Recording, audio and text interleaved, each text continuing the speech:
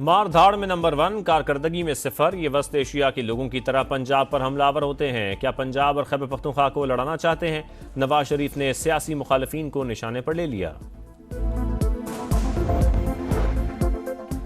مجوزہ آئینی ترامیم 25 اکتوبر سے پہلے ہو گئی تو ٹھیک، اس کے بعد آمنے سامنے کی صورتحال پیدا ہو سکتی ہے۔ بلاول بھٹو نے خبردار کر دیا، کہا معاملہ اکتوبر کے بعد گیا تو خدشہ ہے ترمیم کرنے ہی نہیں دی جائے گی۔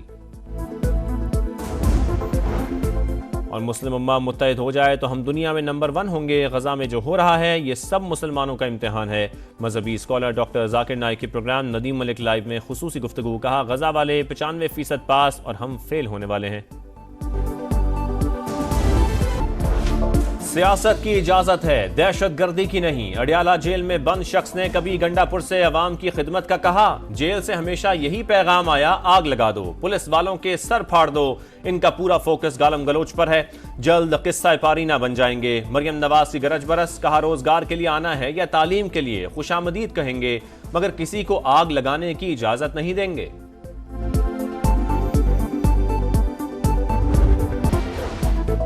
آرٹیکل 63 نظر ثانی کیس، بینچ کی تشکیل پر پی ٹی آئی کا اعتراض مسترد۔ لوگوں کو مرضی کے بینچ کی عادت ہے، کیا ماضی میں سینیورٹی پر بینچ بنتے رہے؟ وہ زمانے چلے گئے جب فیصلوں کو رجسٹرار سے ختم کروایا جاتا تھا۔ شفافیت آ چکی، اب ملک میں آمریت ہے اور نہ ہی اداروں میں ہوگی۔ فل کورٹ بلانے سے مجھے کوئی مسئلہ نہیں، کیا ہمارے پاس اختیار ہے زبردستی کسی کو پکڑ کر بینچ میں لائیں؟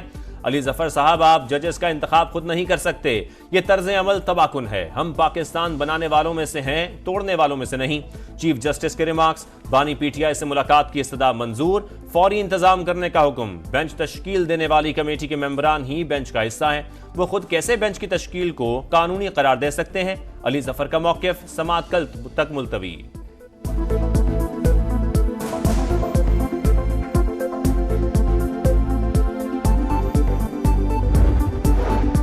63A نظر ثانی کیس، پی ٹی آئی کے وکیل کی لارجر بینچ کو دھمکی، روسٹرم پر آ کر کہا باہر 500 وکلا کھڑے ہیں، دیکھتے ہیں کیسے ہمارے خلاف فیصلہ آئے گا، آپ آئیں اور ہمیں بے عزت کریں، یہ ہرگز برداشت نہیں کریں گے۔ چیف جسٹس کا اظہار برہمی، مستفین کاظمی کو عدالت سے باہر نکالنے کا حکم، کہا آپ ملکی اداروں کو اس طرح دھمکا کر چلانا چاہتے ہیں؟ ثاقب نثار نے کتنے ارکان پارلیمنٹ کو جیل بھیجا، میرا گناہ یہ ٹھہرا کہ برداشت کر جاتا ہوں۔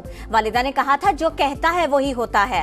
بیرسٹر علی ظفر کا وکیل سے اظہار لا تعلقی، کہا معاملے پر آپ کس ساتھ ہے؟ پاکستان بار کونسل کا وکیل کو نوٹس دینے کا اعلان۔ مجوزہ آئینی ترمیم کے خلاف پی ٹی آئی وکلا کا احتجاج، ہائی کورٹ سے سپریم کورٹ تک مارچ۔ بیرسٹر گوہر نے کہا عدلیہ کو تقسیم کرنے کی کوشش کامیاب نہیں ہونے دیں گے، حکومت چاہتی ہے الگ عدالت بنا کر سپریم کورٹ کو ڈسٹرکٹ کورٹ میں تبدیل کر دیا جائے۔ لطیف کھوسا نے کہا متنازع فیصلہ کسی صورت نہیں ہونے دیں گے۔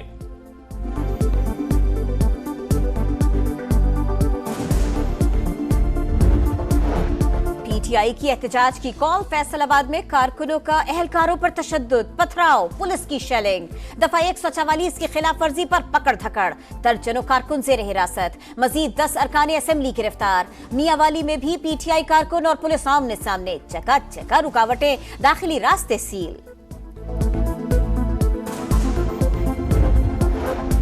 آئینی ترامیم کے لیے فضل الرحمان کی حمایت حاصل کرنے کا مشن، سینیٹر عرفان صدیقی کی سربراہ جے یو آئی سے ملاقات، قانون سازی کے حوالے سے مشاورت۔ میڈیا سے گفتگو میں کہا ترامیم کا تعلق چیف جسٹس سے ہے نہ جسٹس منصور سے، مولانا آئینی عدالت کے حامی ہیں، 1-2 ہفتے میں معاملات واضح ہو جائیں گے۔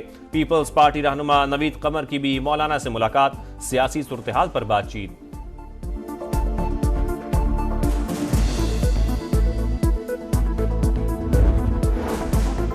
میثاق جمہوریت میں واضح ہے عدالتیں کیسے بنیں گی، سابق چیف جسٹس نے پارلیمنٹ کو بلیک میل کیا، ایسا سسٹم بنایا کہ جس پر ججز خود اتفاق نہیں کر سکے۔ وزیر اعلیٰ سندھ مراد علی شاہ کی تنقید، شرجیل انعام میمن نے کہا بانی پی ٹی آئی کی محبت میں 63A کا فیصلہ دیا گیا، آئین کی تشریح کرنا عدالت کا اور بنانے کا اختیار پارلیمنٹ کا ہے۔ ایران نے سفاک اسرائیل کا غرور پاش پاش کر دیا، 200 سے زائد بیلسٹک میزائلز فائر۔ تل ابیب دھماکوں سے گونج اٹھا، تہران کا اسرائیل کی 3 ایئر بیسز اور دیگر تنصیبات کو نشانہ بنانے کا دعویٰ۔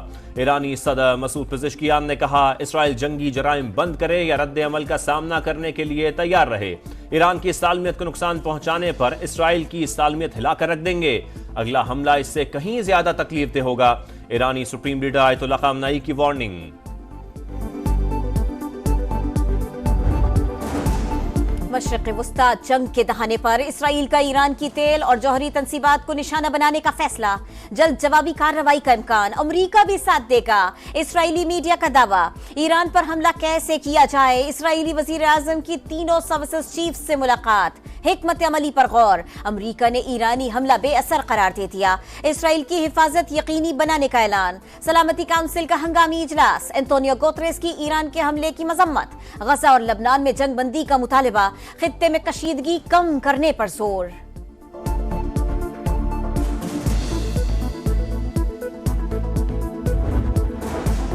اسرائیل کی لبنان میں دہشت گردی، کئی مقامات پر فضائی حملے، درجنوں عمارتیں ملبے کا ڈھیر، 24 گھنٹوں میں 105 افراد شہید، 180 زخمی۔ اسرائیل کی لبنان میں زمینی آپریشن کی کوشش ناکام، حزب اللہ نے پسپائی پر مجبور کر دیا۔ عرب ٹی وی کے مطابق جھڑپوں میں 10 اسرائیلی فوجی ہلاک، درجنوں زخمی ہوئے۔ اسرائیل کا شام کے دارالحکومت دمشق پر بھی حملہ، 3 افراد جاں بحق۔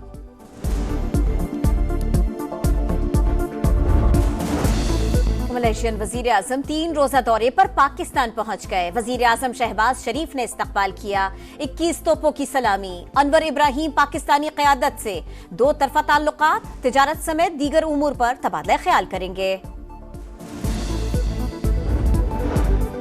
حکومت قرض لینے کے لیے بے چین نہیں، جب قرض لینا ہوگا تو اپنی شرائط پر لیں گے، وفاقی وزیر خزانہ محمد اورنگزیب کا اعلان، کہا معیشت کی بہتری کی جانب گامزن ہے، اصلاحات سے ہی یہ IMF کا آخری پروگرام ہوگا، گورنر اسٹیٹ بینک کا شرح سود میں مزید کمی کا اشارہ، کہا مہنگائی میں کمی کے اثرات مانیٹری پالیسی پر ہوں گے۔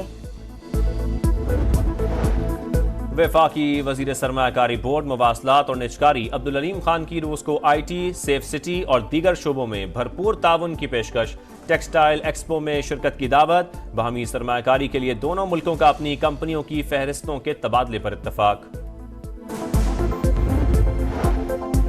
پنجاب میں اپنی چھت اپنا گھر اسکیم کا افتتاح، نواز شریف اور وزیر اعلیٰ مریم نواز نے چیکس تقسیم کیے، 5 لاکھ افراد کو 14 لاکھ بلا سود قرضہ ملے گا، 9 سال میں یہ قرض واپس کرنا ہوگا۔ غزہ میں نسل کشی بند نہ ہو سکی، اسرائیل کے نصیرات، جبالیہ اور خان یونس پر حملے، مزید 79 فلسطینی شہید، شہداء کی تعداد 41,600 سے تجاوز کر گئی، صہیونی فوج نے مغربی کنارے میں گھر گھر چھاپوں کا سلسلہ تیز کر دیا۔ بوجھ اتارو، کھیل سوارو، بابر اعظم کو بیٹنگ میں بہتری کا فارمولا سمجھ آ گیا، PCB نے استعفیٰ منظور کر لیا، مشاورتی عمل میں شامل نہ کرنا اور ہیڈ کوچ گیری کرسٹن کی T20 کپتان بدلنے کی رائے بھی وجہ بنی، وائٹ بال کپتان کے لیے محمد رضوان مضبوط امیدوار۔